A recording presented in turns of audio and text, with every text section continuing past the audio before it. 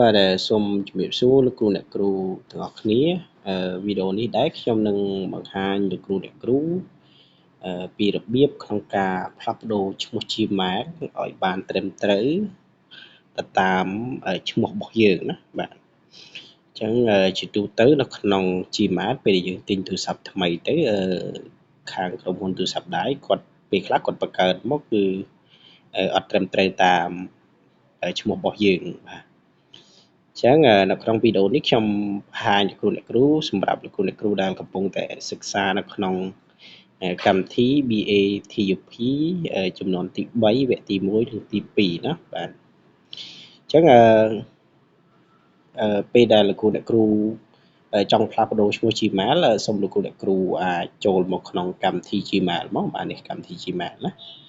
អញ្ចឹងលោកគ្រូអ្នកគ្រូបើកមកបាទពេលដែលលោកគ្រូអ្នកគ្រូចូលមកដល់កម្មវិធី Gmail ទៅលោកគ្រូអ្នកគ្រូនឹងឃើញបែបនេះណានេះឃើញបែបនេះអញ្ចឹងកន្លែងនេះបើលោកគ្រូអ្នកគ្រូបានកំណត់ profile ឬក៏កំណត់រូបភាពរូបថតរបស់លោកគ្រូអ្នកគ្រូនៅក្នុង Gmail ហ្នឹងនឹងលោតចាញ់បែបហ្នឹងបាទប៉ុន្តែបើអត់បានទេគឺនឹងចាញ់ជារូបឈ្មោះវិញណាបាទអញ្ចឹងលោកគ្រូអ្នកគ្រូអាចចុចបើកមកពេលដែលលោកគ្រូអ្នកគ្រូចុចបើកចុចសំទោសពេលដែលលោកគ្រូអ្នកគ្រូចុចលើនឹងហើយលោកគ្រូអ្នកគ្រូនឹងឃើញបែបនេះបាទអញ្ចឹងសូមលោកគ្រូអ្នកគ្រូយកពាក្យថា Google account ណាបាទឬក៏បើជាភាសាខ្មែរគេកន្លែងនេះដូចជាចាញ់ពាក្យថាគណនីណាបាទគណនី Google បាទអញ្ចឹងចុចបើកមកអញ្ចឹងតមកទៀតលោកគ្រូអ្នកគ្រូមកមើលកន្លែងនេះបាទ personal info បាទអញ្ចឹងកន្លែងនេះបើលោកគ្រូអ្នកគ្រូជាភាសាខ្មែរកន្លែងនេះគេដាក់ថាព័ត៌មានផ្ទាល់ខ្លួនណាអញ្ចឹងលោកគ្រូអ្នកគ្រូសូមចុចបើកមកពេលដែលលោកគ្រូអ្នកគ្រូចុចបើកហើយលោកគ្រូអ្នកគ្រូអាចនឹងឃើញពាក្យថា name ណាបាទពាក្យថា name ហើយគ្រូចុចពាក្យលើពាក្យថា name មកបាទ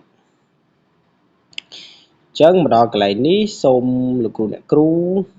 មើលពាក្យថា name ណាខាងលើនេះសូមកុំយកខាងក្រោមខាងក្រោមគេថា no nickname អញ្ចឹងសូមលោកគ្រូចុចខាងលើដើម្បីលោកគ្រូបដូរឈ្មោះអញ្ចឹងគ្រូចុចមកអូខេអញ្ចឹងកន្លែងនេះសម្រាប់លោកគ្រូអ្នកគ្រូដែលកំពុងតែសិក្សានៅក្នុង BA TUP ជំនាន់ទី3វគ្គទី1ទី2សូមលោកគ្រូអ្នកគ្រូ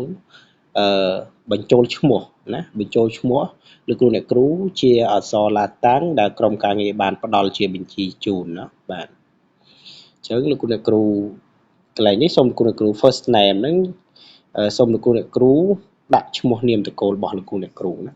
ហើយសូមដាក់ជាអក្សរឡាតាំងអញ្ចឹងលោកគ្រូអ្នកគ្រូអាចដាក់ណាបាទ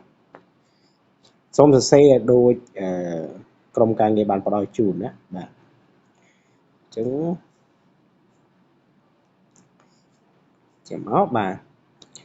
អញ្ចឹងសូមបញ្ជាក់លោកគ្រូអ្នកគ្រូកន្លែងនេះបើលោកគ្រូអ្នកគ្រូសរសេរឈ្មោះរបស់លោកគ្រូអ្នកគ្រូខុសពីឈ្មោះដែលបញ្ជីដែលក្រុមការងារបានផ្ដល់ជូនគឺពេលដែលGoogle Meet ចាប់វត្តមានរបស់លោកគ្រូអ្នកគ្រូហ្នឹងគឺចាប់អត់បានទេណាសូមលោកគ្រូអ្នកគ្រូសរសេរត្រូវណាហើយកុំដក clear លោកគ្រូអ្នកគ្រូកុំដក clear អញ្ចឹងសូមគ្រូដាក់មកបាទអញ្ចឹងឧទាហរណ៍ថាឈ្មោះរបស់ខ្ញុំនាមតកូលរបស់ខ្ញុំឈ្មោះរៃអញ្ចឹងមកហើយឈ្មោះរបស់ខ្ញុំចិនដាបាទអញ្ចឹងដាក់អញ្ចឹងមកតបហើយលោកគ្រូចុចខាងក្រោមនេះមកបាទចុចខាងក្រោមនេះមកឬអូសទៅខាងលើបន្តិចមកនឹងឃើញពាក្យថា save ណាអញ្ចឹងលោកគ្រូចុចថា save មកអញ្ចឹងជាការស្រេចបាទអញ្ចឹងឈ្មោះ Gmail របស់យើងបានបដូរហើយ